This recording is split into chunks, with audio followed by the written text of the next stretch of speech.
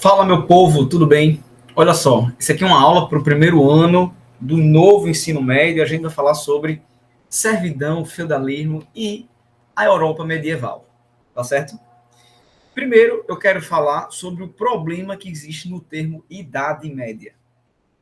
A gente estudou lá, um dos primeiros assuntos da gente no primeiro ano foi a gente ver quando a história surgiu como uma ciência, né, científica, né, como o século XIX trouxe muito isso, o advento da ciência. Então, tem a escola metódica positivista que estabelece critérios científicos para a ciência histórica. Então, esses caras eles foram muito importantes, né, para a história, né, para a afirmação da história como uma ciência. E eles construíram, né, essa lógica de uma linha do tempo, onde se tratou a pré-história. A gente já discutiu, né, o termo pré-história também tem alguns problemas. Pré-história, Idade Antiga e Idade Média.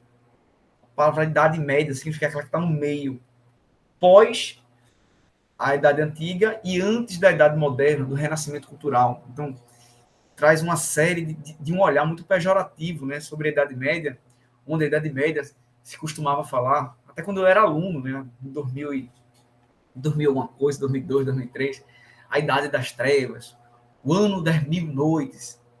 Então, sempre esse olhar pejorativo para esse contexto da Europa que se convencionou a chamada Idade Média. Mas hoje a gente traz um olhar um pouco diferente sobre isso, tá, gente? É um período da história, né, que tem seus avanços, né, tem suas contradições, e a gente não abandona o termo Idade Média, mas a gente olha com esse olhar problematizador, né? A idade medieval, né? A idade do medievo, é o período do medievo, certo? Mas nunca assim com esse julgamento de que foi um período obscuro, um período de retrocesso só disso, né? Beleza? Primeiro olhar que a gente tem que se ligar. Olha só. E as possíveis divisões da Idade Média. A gente pode estudar a Idade Média de diversas formas. A Idade Média surge, né, com a queda do Império Romano.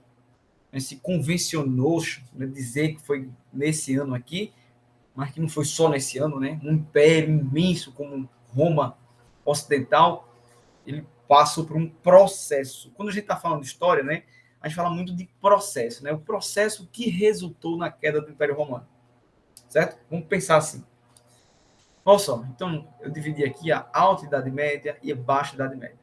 A gente vai estudar hoje a Baixa Idade Média, né, em alguns aspectos. As invasões bárbaras, eu botei de propósito, e eu vou dizer assim, do jeito que a gente não chama assim os índios no Brasil, a gente chama povos indígenas, a gente tem que chamar de invasões germânicas e não bárbaras. Por quê, professor? Porque se a gente fala bárbaro, a gente está comprando, a gente está fazendo uma leitura do olhar etnocêntrico de Roma antiga. Então, em Roma se acreditava que os povos não romanos eram bárbaros, né? Então, por quê? Porque não faziam parte do Império Romano. Então, esse nome, né, aos não romanos, nome de bárbaros, foi dado pelos romanos.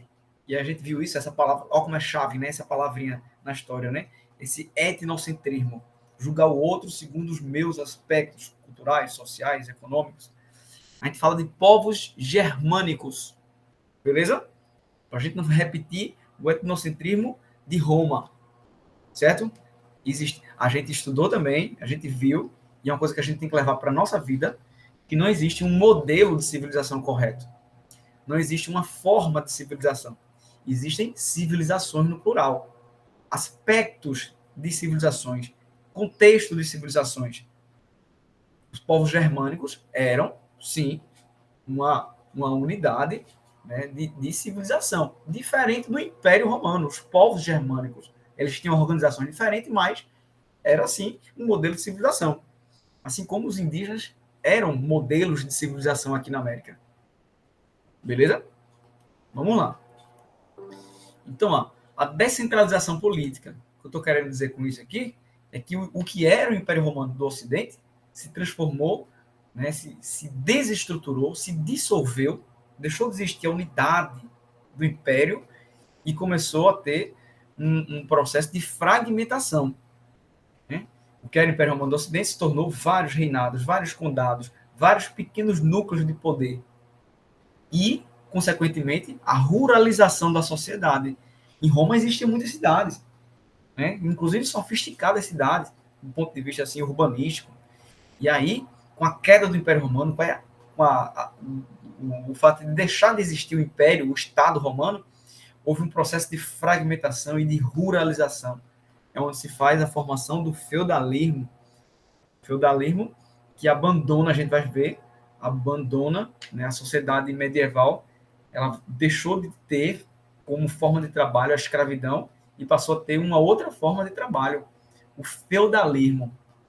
E leia que eu estou falando de trabalho e não emprego. O último texto que a gente leu em sala de aula, né? Fazendo a diferença entre trabalho e emprego.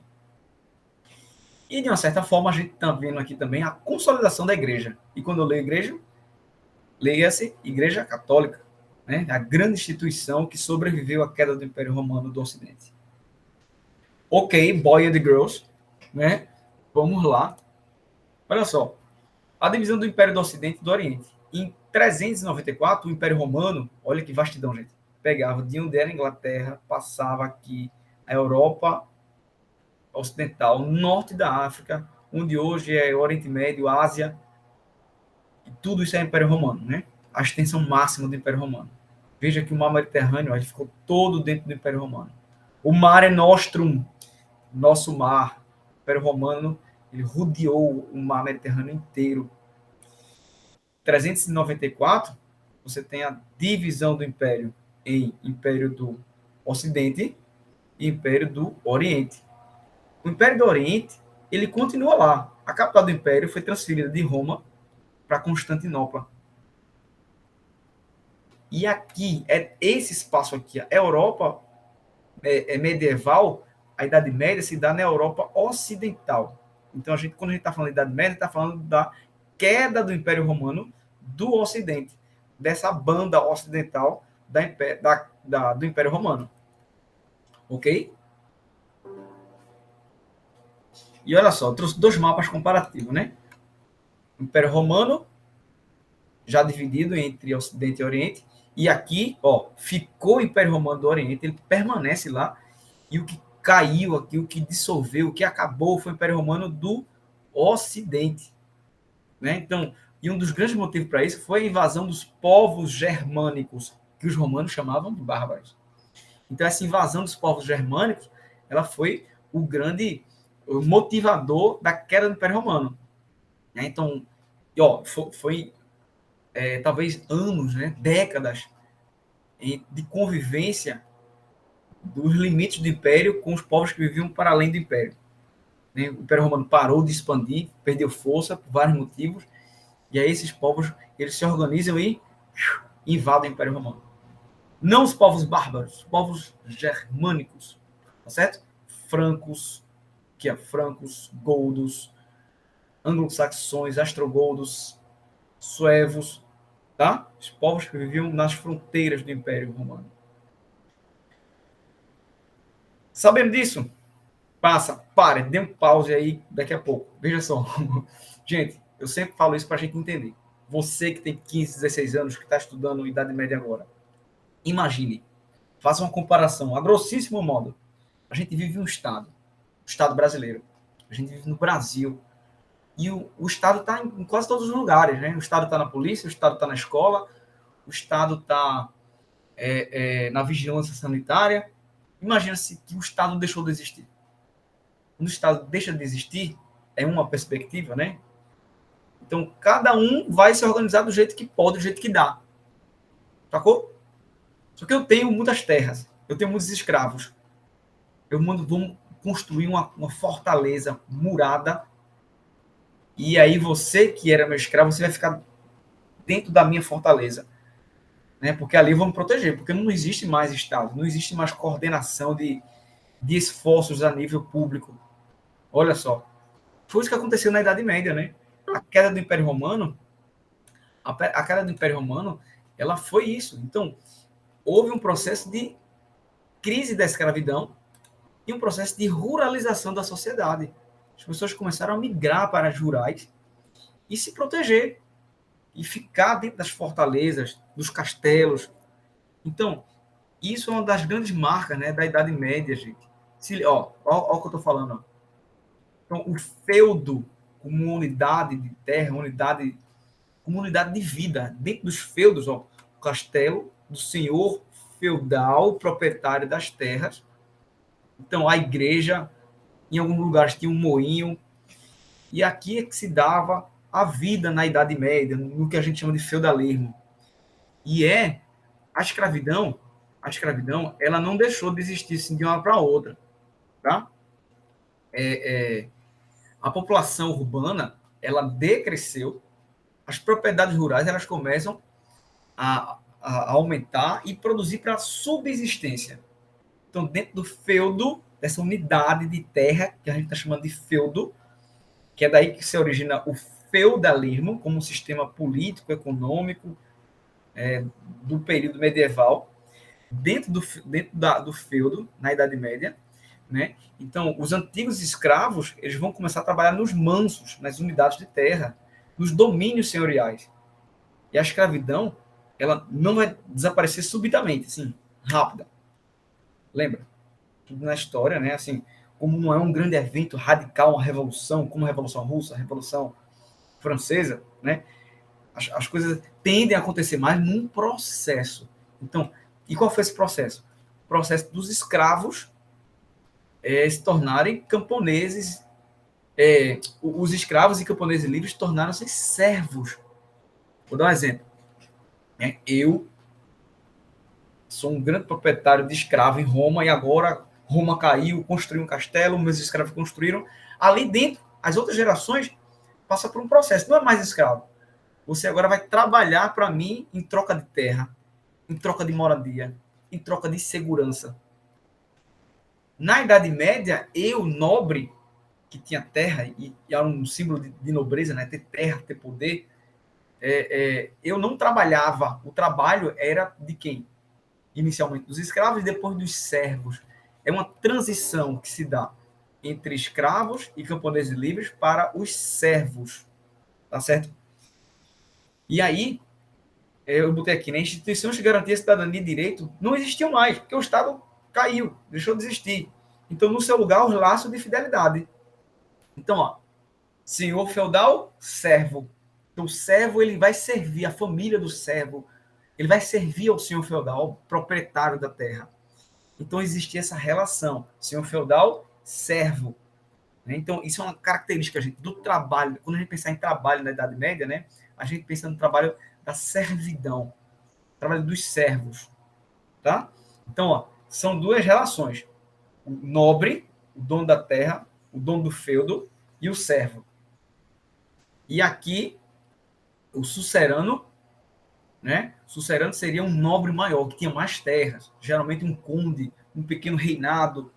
E aí, esse sucerano, ele tinha um senhor feudal, vamos dizer assim, um nobre grande, o sucerano, e um nobre pequeno, o vassalo. Então, o sucerano, ele concedia a esse nobre a terra, aí virava um senhor feudal. Esse vassalo e esse sucerano, ele deveria obediência. São duas relações, se liga. Sucerano e vassalo, é uma geração entre nobres. E o senhor feudal e o servo é uma relação entre nobre e servo. Sacou? Bota aí no seu caderninho, tá? Sucerano e vassalo, uma relação entre nobres, um nobre maior e um nobre menor. Vamos botar assim.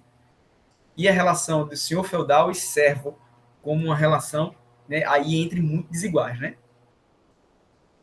Beleza? Mas, se cair em alguma prova, se você vê o formato do trabalho durante a Idade Média, ele era um formato de servidão, certo? Não era de escravidão, não era de emprego, trabalho assalariado, era de servidão. E eu até peguei aqui, ó.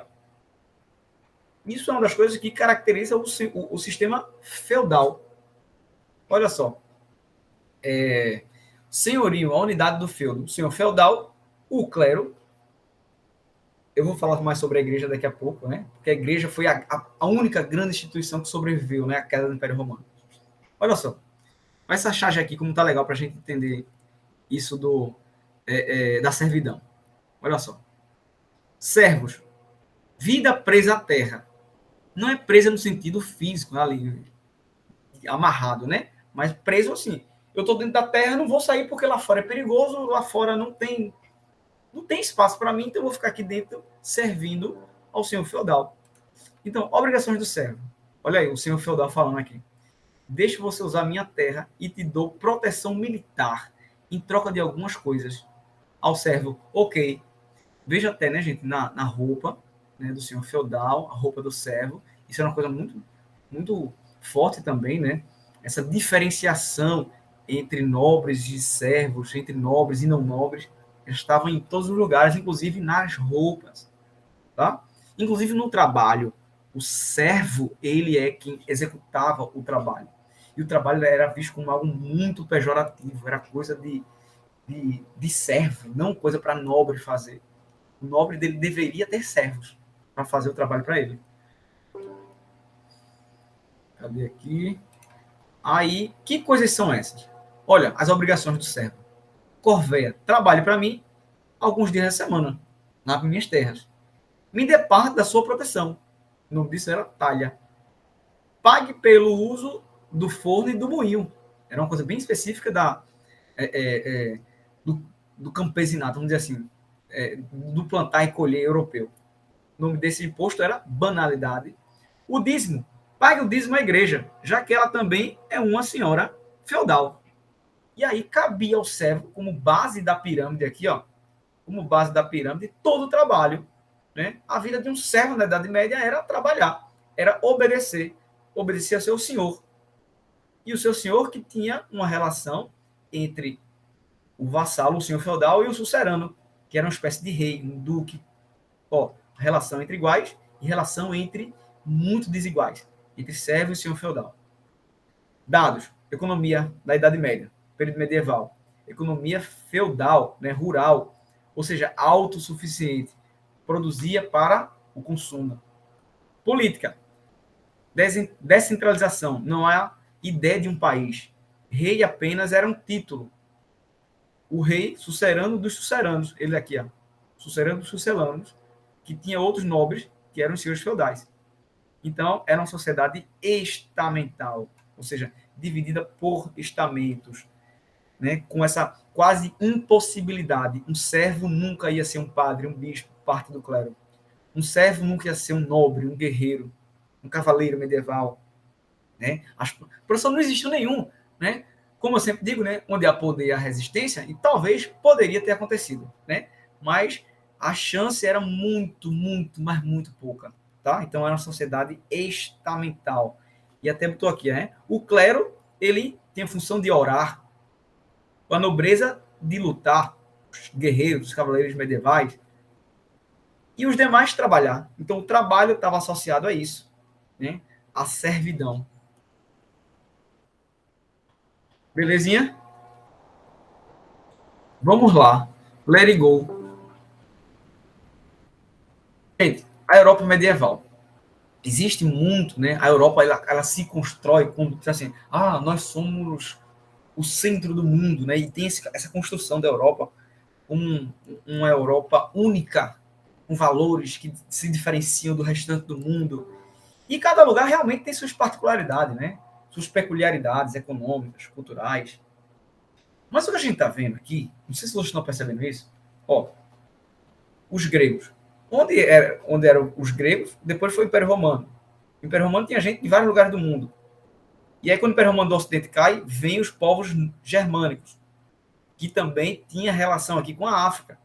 Há relatos, há estudos que mostram que muitos dos filósofos gregos eles estudaram na África. Então, existiam intercâmbios com outros lugares. Então, olha o que eu botei aqui. A Europa medieval, o encontro de várias etnias e povos. A cultura cristã, ela se solidificou para fazer diferenciação e criar uma identidade. Como assim a cultura cristã, professor? Eu disse que a igreja foi a única instituição que sobreviveu à queda do Império Romano. Então, esses reinos aqui, principalmente aqui os francos, né, eles começaram a aderir à religião cristã. E a Igreja Católica, ela se tornou muito poderosa durante a Idade Média. A Igreja Católica ela começou a construir uma moral estabelecer uma moral, um critério, códigos de conduta para esses reinos, esses condados, os senhores feudais, né? Quem coroava esses reis era a igreja. Existia uma relação muito forte entre igreja e senhores feudais, sabe? A igreja, ela estabelecia, né? E ela organizava, de uma certa forma, esse modelo de sociedade, onde tinha gente que eram os nobres e tinha gente que eram os servos. Né? Gente para obedecer e gente para mandar.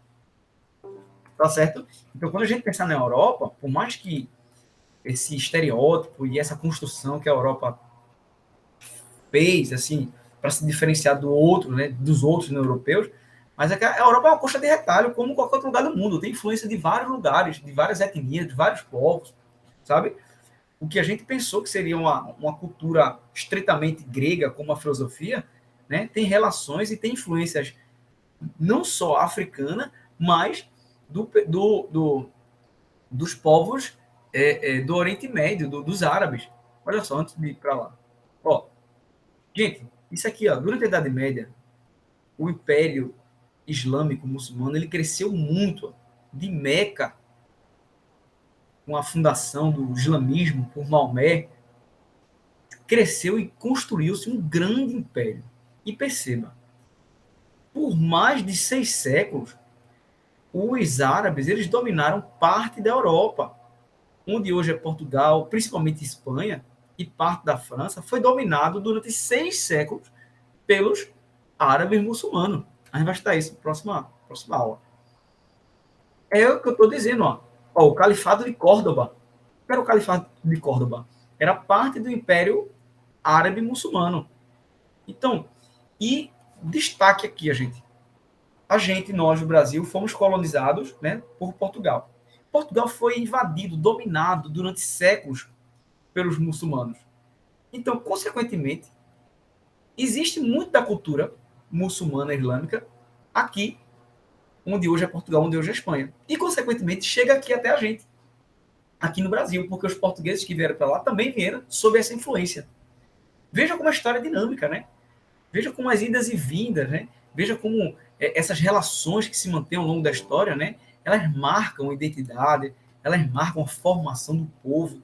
Nós do Brasil temos uma influência enorme dos portugueses, que tiveram influência enorme dos árabes muçulmanos na arquitetura, no idioma, né? As palavras alface, por exemplo, né? Tem muitas palavras começadas em al, que é de origem, e foi incorporado ao português, por quê? Porque tiveram influência dos povos árabes, né? Né? Da língua árabe. Beleza? E aqui o Brasil tem influência também, assim, dos povos, muita influência dos povos indígenas, muita influência dos povos africanos, de diversos povos e diversas culturas africanas. Beleza? E a gente estuda a Idade Média, né? Tudinho, porque a gente, né, Portugal, como um colonizador, ele parte daqui. A gente vai estudar também a África, os povos originários. Agora a gente está estudando a Idade Média. Então, a igreja se constrói, e eu pedi para vocês assistirem um filme chamado Menóquio, o Herege. E a gente vai fazer um debate sobre esse filme. Né? A gente vai discutir a posição da igreja durante o período medieval.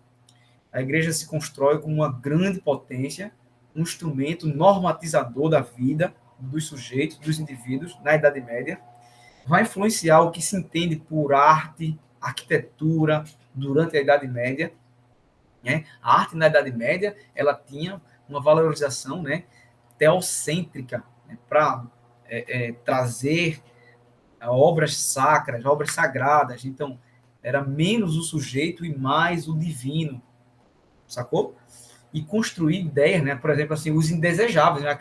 Os não cristãos, aqueles que não seguiam a lógica e essa estrutura que se montou na Idade Média, né? Você tem assim perseguição fortíssima ao povo judeu durante a Idade Média, ao que se chamava de bruxos, eram pessoas que tinham conduta, né, diferente do que era pregado durante a Idade Média pela Igreja Católica. Sodomita, né, essa é uma palavra bem da era medieval, né, essa coisa de as relações sexuais, né, entre homem e mulher, essa heteronormatividade. Quem fugia disso era chamada de sodomita, tá? Enfim, e aí eu botei aqui algumas do Tribunal de Santa Inquisição, onde a Igreja Católica ela julgava pessoas que eram consideradas criminosas. E o que era considerado crime na Igreja Católica? Crime, por exemplo, de heresia. A palavra herege vem de heresia. Aquele que é contrário aos dogmas da Igreja Católica. Eram considerados hereges. E essas pessoas eram punidas. Elas eram, muito delas, torturadas, muito delas eram postas a ser queimada viva na fogueira, gente. A Igreja Católica queimou gente na fogueira, né? A Igreja Católica ela trouxe esses tribunais, o Tribunal de Santa Inquisição que se chamava, né, para purificar o povo cristão nesse mundo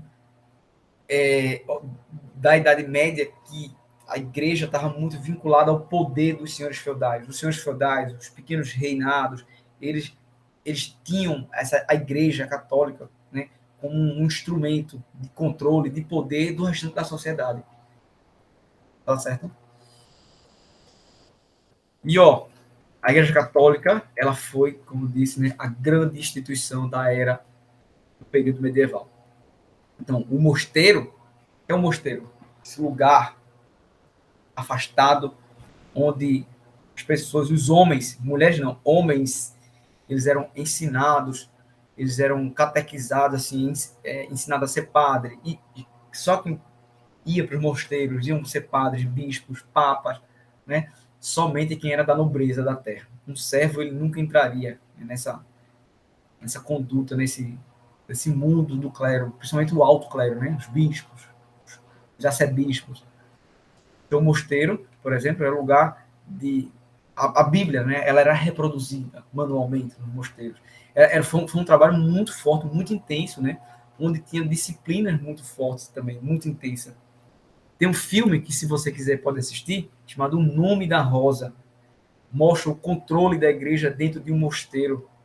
E como a igreja proibia, por exemplo, outros livros que fossem, que questionassem o poder da igreja, por exemplo.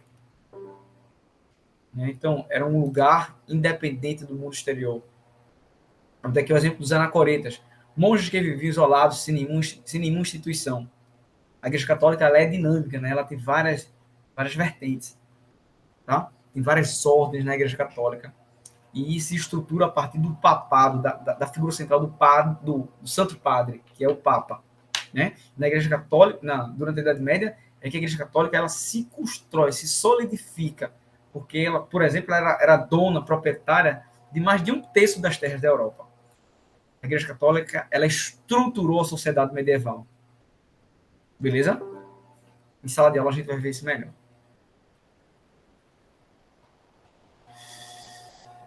Tudo pronto. Aqui a gente já vai para a segunda etapa, para não ficar muito longa a aula. Beleza? Então é isso. Recapitulando, para a gente fechar, na Idade Média, o trabalho se dava dentro, né, o trabalho dentro da lógica medievalista, vamos assim dizer, né, da servidão. Servidão. Tá? Então, eu botei até uma dica de filme aqui, Loucuras da Idade Média. É um filme de comédia, bem engraçado, que é bem legal, que é um cara, né, que se transporta para a Idade Média. E aí você vê, né? Aí ele chega lá na Idade Média com dinheiro, os caras, o que é isso? Deixa eu botar aqui na minha fogueira, queima os dólares que ele dá, é um americano. Para você ver, né, como as realidades são diferentes, né? Como as pessoas na Idade Média não eram só pessoas que se vestiam diferente da gente, eram pessoas que tinham um sistema cultural, religioso, enxergavam o mundo de uma maneira diferente, né? Porque hoje é inadmissível a ideia de a gente ter servos, né? Mas na Idade Média se construiu essa cultura, essa relação entre senhores feudais e servos, suceranos e vassalos, certo? E a Idade Média trouxe, né, a base dessa pirâmide com a servidão, com os servos. E a Europa, né, que é uma construção histórica de vários outros povos. Vamos sempre se ligar para isso, tá? A Idade Média, marcada pela Igreja Católica. E aí a gente vai ver depois, né, como essa Igreja Católica ela se organiza para expulsar os fiéis da Terra Santa, para expulsar os muçulmanos do solo da Europa Ocidental. Belezinha? Minha gente, essa é a primeira etapa da nossa aula e a gente vai ficando por aqui. Beleza? Deixa eu terminar a gravação. Tchauzinho.